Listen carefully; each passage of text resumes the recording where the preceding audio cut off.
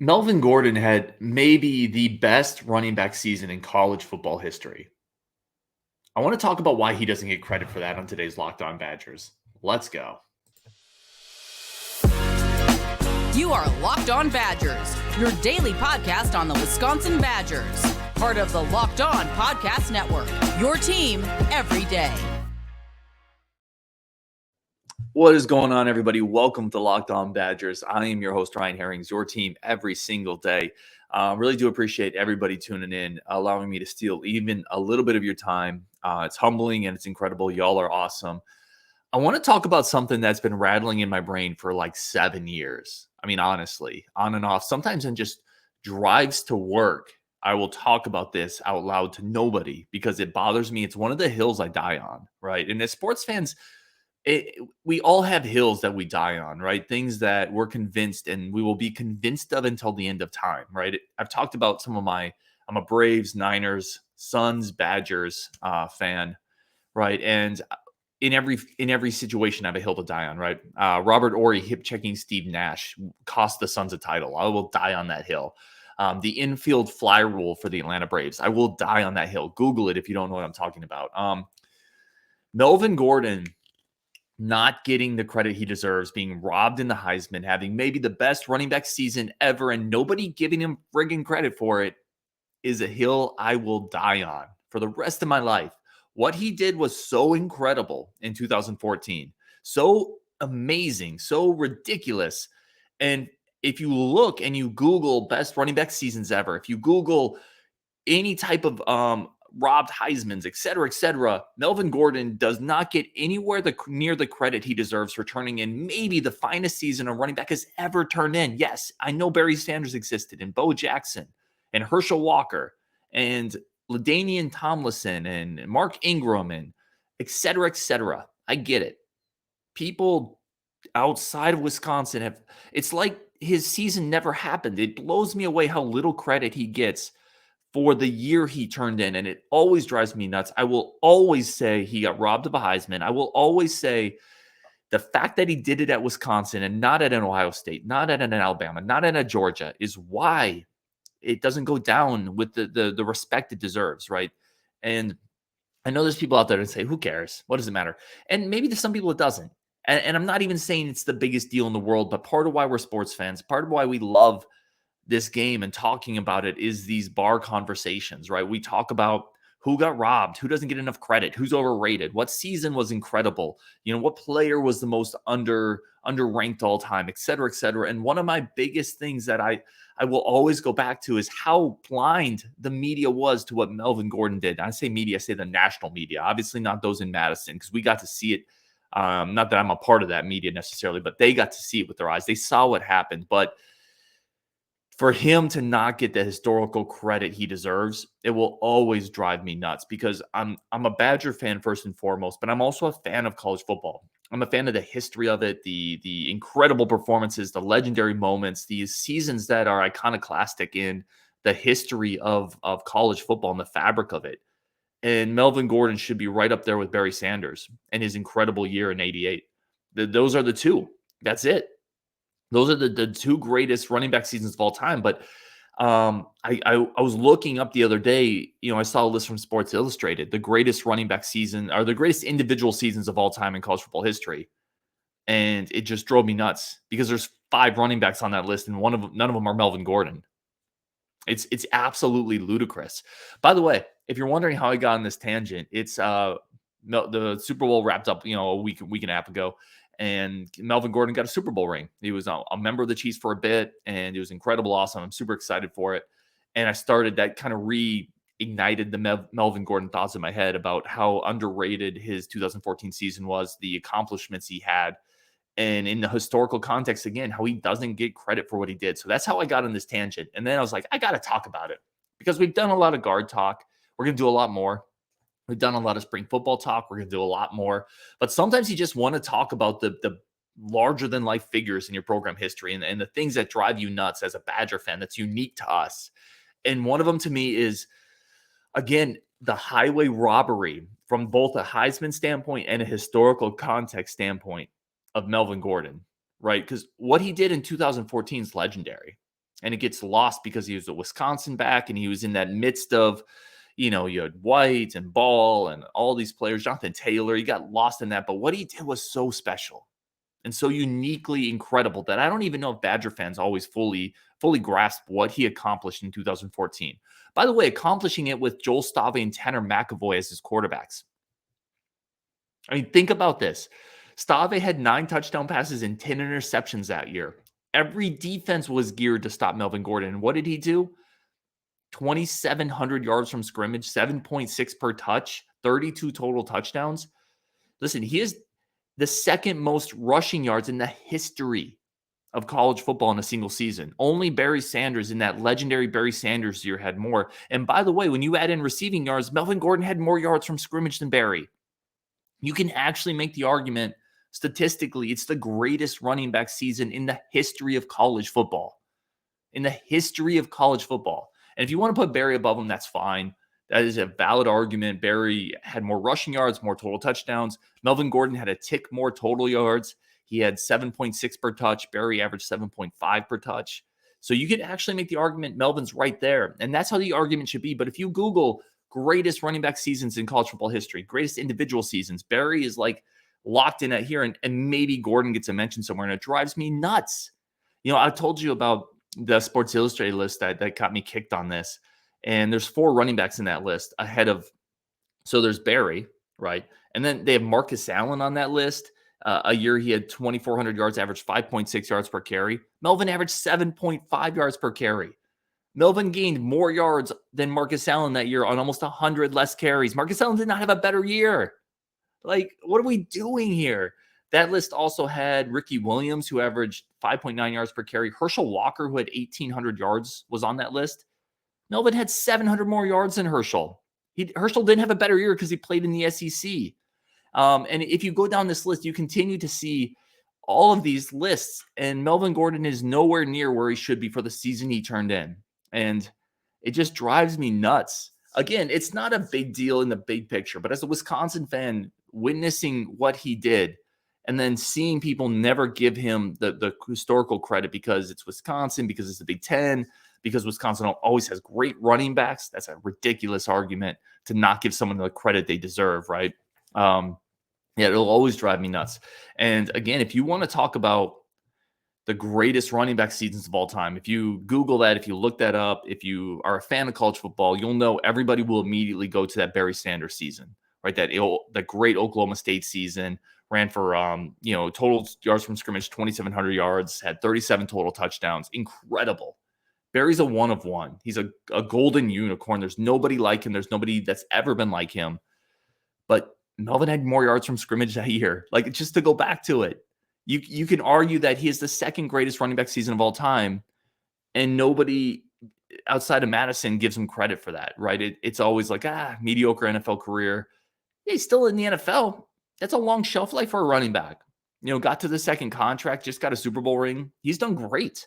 And by the way, maybe the second greatest running back season in college football history. And when you add the context that they had no passing game whatsoever, and he ran for 408 yards in a single game against Nebraska in 3 quarters, put it in the record book. See, people need to talk about that more. It gets, for some reason, because of the year Marriotta had, because of the lineage of Wisconsin running backs, because his single game rushing record got broken the next week by P. Ryan, because of all this confluence of events, people have just kind of swept his incredible season under the rug, and it will always drive me nuts. It'll always drive me nuts. So I wanted to talk about it today because it's one of those things that I think Badger fans can relate to. Next, I want to talk about the Heisman and how he got absolutely robbed, and not just because he didn't win it. It goes deeper than that. I want to talk about him not winning it isn't the thing that really ticked me off. I want to tell you what really ticked me off about that Heisman vote. We're going to talk about that next on Locked On Badgers. But first, today's show is brought to you by our good friends over at Built Bar. I've talked about Built Bar a lot, right? They are my go-to nutritional snack, my protein, boost up, great flavors, 100% chocolate, lots of protein, low on sugar. I don't know how they do it. I don't know how you get flavors like churro, peanut butter brownie, coconut almond, and you do it in a healthy protein-fueled snack, but they do it, right? I don't get the science, but I'm not a scientist, so I'm cool with it. You got to try Built Bar. Healthy, tasty. Seriously, they're so delicious. You won't think that they're good for you, but they are. And it's a way to get kick-started in this new year. We're still kind of coming off that holiday season. We're still in the winter. Let's get a little healthier. And now you don't need to wait around to order a box to get it shipped to you. For years, we've been talking about ordering your Built Bars. Now you can go to Sam's Club. You can go to Walmart. They've gone mainstream. Go to Sam's Club, get your 13-bar box. Go to Walmart, get your 4-bar box. Cookies and cream, double chocolate, coconut puffs. They're incredible. You can thank me later. Churro is my favorite flavor. When you're done here, go check out Locked On College Basketball. Thank you for making this your first listen. Go make that your second listen. Everything you need to know about college basketball in one place. Plus, hear from big-name experts, insiders, coaches, and players. Locked On College Basketball available on YouTube and wherever you get your podcasts. Okay, let's keep talking about this. And again, I brought this up before, and people will always say, yeah, but Marriotta had a great year, and he was a quarterback, right? Because Marriotta won the Heisman that year, and he did have a great year. This is one of those cases where you don't need to tear somebody down to build somebody else up. Marriotta had an incredible year, period, full stop. Oregon was really good that year, period, full stop. He's also a quarterback, okay? All of these things align. To say he didn't deserve the Heisman is not something I don't want to get into that argument because he did. He had an incredible year. What ticks me off and what really frustrates me is the manner of the voting, right? It was a landslide. It's one of the biggest landslides in college football history. And when you talk about the context of where Marcus Marriotta was compared to what other quarterbacks have done in the last 20 years, he wasn't a crazy outlier. Whereas Melvin Gordon, if you look at what he's done compared to running backs in the last 20 years, he was the outlier, right? He was the 1%. I mean, just statistically, go back to it. You got to go back to 1988, Barry Sanders, to find a running back that has ran for more yards than Melvin Gordon. Conversely, if you go back to 2020, Marcus Marriotta only would have led college football in passing yards 3 times. That's it. Melvin Gordon would have led college football in rushing every year since 1988. And most of the time by hundreds of yards, by the way. There's only one player in the last 15 years that's even been with 100 yards of Barry Sanders. Okay, that's it, or of Melvin Gordon. Meanwhile, Marcus Marriotta, even if you add in his rushing yards, which was substantial, 700 yards, 15 rushing touchdowns, he had an amazing year. Even if you add that to his passing yards, there's years he doesn't lead college football in yards, total yards. Joe Burrow had more, for example. You talk about a legendary quarterback performance, that's Joe Burrow. Like 5,000 plus yards, 60 touchdowns. That's the equivalent at the quarterback spot to what Melvin Gordon did at the running back spot. What Marriotta did was incredible. It didn't set the bar. What Melvin Gordon did was set the bar. And then you got to the Heisman voting, and what in the heck? Right? You got to the Heisman voting, and Marriotta had 788 first-place votes. Gordon had 37. Come on. Amari Cooper had 49 first-place votes that year. Amari Cooper, who had 1,700 receiving yards, which, by the way, is pretty commonplace. Every year there's dudes with 1,700 receiving yards. Amari Cooper had more first-place votes than Melvin Gordon. Yeah. That vote was shambolic, ridiculous, absurd, blind. It will always tick me off. And this is where, again, I get to the fact that you can't look at that vote and think Melvin Gordon gets credit for what he did. Right? That's an absolute travesty to see that what those voters did was rob us of one of the great Heisman debates that we could have had. Because again, what Melvin Gordon did is the greatest individual running back season since Barry Sanders, and potentially as good as Barry Sanders, which is considered one of the great individual seasons in the history of college football. People talk about Reggie Bush. If you take Reggie Bush's rushing yards and receiving yards and add them together, he doesn't equal Melvin Gordon's receiving or rushing yards. Okay. If you take Cedric Benson's, he's not in the category. Ricky Williams, not in the category. These guys are nowhere close to what Melvin Gordon did. Like, he really set the bar for running backs, and he did it on a team that couldn't pass the ball. And he couldn't get more first place votes in the Heisman than Amari Cooper. That's what will always piss me off. It will always tick me off about that, because he deserved to be right there with Marriotta. And if Marriotta wins, I'm fine with it. It should have been a close vote. It should have been a debate. People should have been talking about, wait. I know Marriotta's a quarterback, but have we seen the numbers Gordon put up? And instead, it was like a sideshow. It was like, yeah, of course Mariota's going to landslide this thing and win by 90%. Like, why, of course? Why? Like, and you can tell this is like 7-8 years of me ruminating about this in my head coming out in one 30-minute episode. But why was it a landslide? This doesn't make any sense if you pay attention to the historical context of what Melvin Gordon did, right? Again, look at what quarterbacks do on a regular. They throw for 4,500 yards, 5,000 yards. Marriotta had a great set of skill weapons around him. He had a good team in a conference that didn't play a ton of defense, and he was incredible again. Like, I'm not trying to tear him down, but to overshadow what was historically one of the great running back seasons of all time, and I know how college football works. I know how football works, right? I know the quarterback's always going to get the glamour. But then why in the heck did Amari Cooper get more first-place votes than Melvin Gordon? Right? Like, no one will ever be able to convince me that if Melvin Gordon had done that season at Ohio State, or if he had done it at Notre Dame, or if he had done it at Georgia, he wouldn't have won the Heisman, because he would have. He would have won the Heisman if he had done that at a not Wisconsin school. Nobody will ever convince me of that. And I've gotten into this argument with Wisconsin fans, and they say, well, look at Mariota's stats. I'm just telling you right now, if a running back at Ohio State has the greatest running back season arguably since Barry Sanders, and potentially even better than Barry, he's winning the Heisman. I don't care what a quarterback at Oregon does. And yeah, they didn't win enough. I know that factors in as well. They still got to the Big Ten title game. They did get waxed there. We're not going to talk about that one.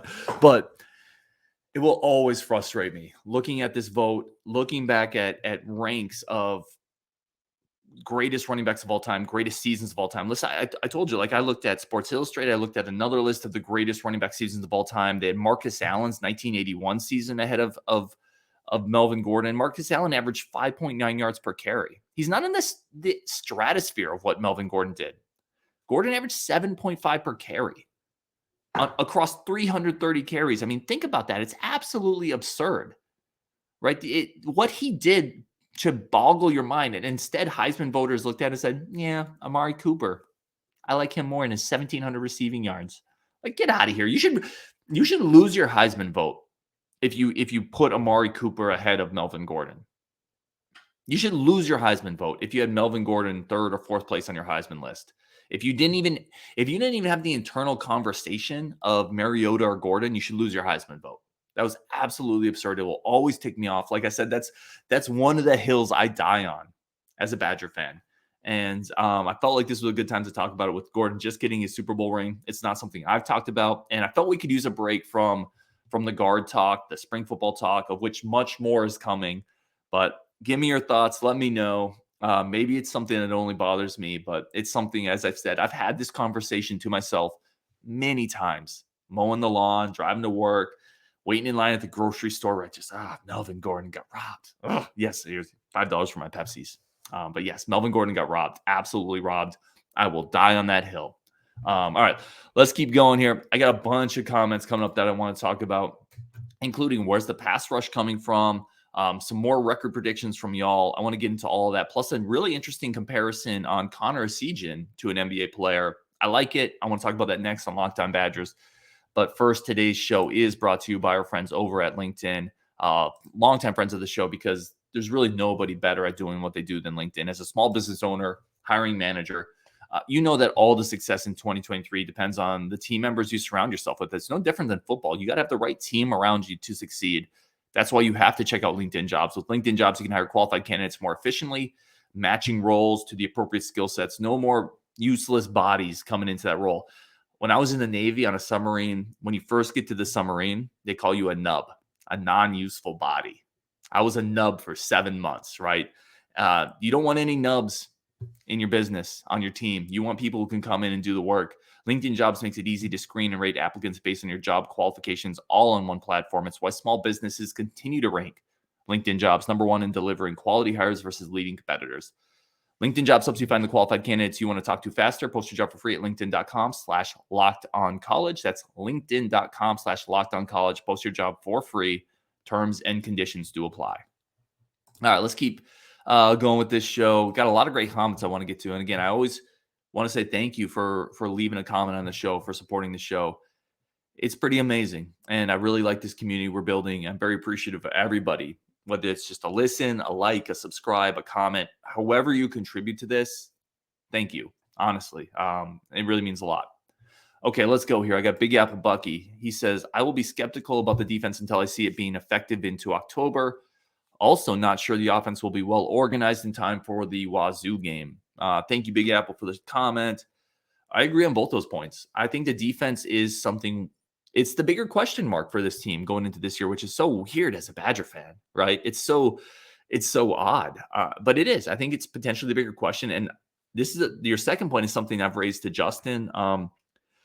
That road game against Wazoo, there's a lot of change on offense, a lot of new pieces, offensive line, receiver, quarterback, offensive coordinator, all new coaches. That's going to take a little bit to get in a groove. Now, will it be good enough at that point to beat Washington State? I tend to think so, but there's going to be learning curves. Do not expect this to be flawless from the jump. This team is a team that's going to get better and better as the season goes on. I think that early game against Washington State is a test. It's not the easiest test, and going on the road early, weird things happen in college football. We've seen it. So I think that's two really good points there. Adam N says, if I had money to bet, I would say 9 wins, 3 losses. I see them losing to OSU for sure. Agreed. And then maybe a couple other ones. That's from Adam N. Adam, thank you for the comment. Yeah, 9-3 seems reasonable. I wouldn't be shocked by that. And I really wouldn't be that disappointed if you go 9-3 because teams lose to a team they shouldn't every single year, right? It's hard to sweep all the games you should sweep. I think Wisconsin is, from a talent perspective, probably even from a coaching perspective, should be the favorite on just about every team they play this year, except for Ohio State. That doesn't mean you're going to win. There's going to be a lot of close favorites, right? Against Iowa, against Washington State on the road, probably against Minnesota. Those are going to be close games, most likely at Illinois, and you're not going to win every close game. So, again, I think 10-2 is where I'm going to go, but 9-3 is certainly realistic. Dan Pazdernick, Dan, thank you for the comment, says Ohio State, Nebraska, Iowa, and Illinois in this order will all be tough games. Optimism is high, but we need to be realistic and not get overhyped. That's fair. I wouldn't have Nebraska in that top 4. I think Matt Rule needs to rebuild a lot there. That's a team, even though I like the Matt Rule hire, that's a team that's going to take a bit to become really, really tough. I agree. Iowa, Illinois are tough. Optimism is high. Agreed as well there. People are going to get overhyped, Dan. I hear you. We shouldn't get overhyped, but if you bring in a Luke Fickell and then you bring in a bunch of 4-star quarterbacks and a CJ Williams, people are going to get stoked. So that is already happening. I can't wait for football to get here. I think that's a pretty common thought here.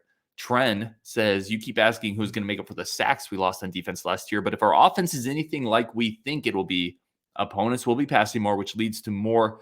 And then I had to cut this comment off because I have a character limit, but then Tren goes on to say, if we put up more points on offense, opposing teams are going to have to pass more. They're going to get more predictable. That's going to lead to more pass rushing opportunities. I think that's a really good point.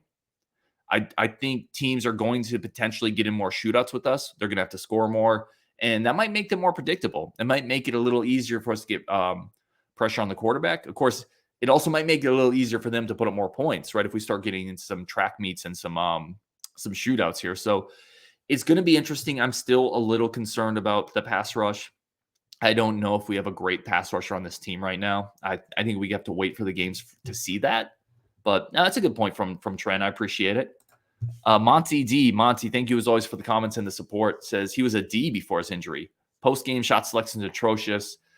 This is from the show we did where we talked about how would you rate players based on their expectations for this year. I'm a little higher, Monty. First of all, I appreciate the comments. Love your viewpoint and your opinions as always. I'm going to disagree a little bit. I think he was better than a D. I do remember that Kansas game. He had 23 points. I think we almost beat Kansas because of him. And I think he gives you so much defensively and on the glass that pre-injury, I have him probably as a C+. Post-injury, though, he's fallen off the map offensively. So I am at a D post-injury. Let's go. Lee H says, very excited to see this team come together. For me, it starts with the O-line. In order to execute on offense, it is critical that the quarterback needs time.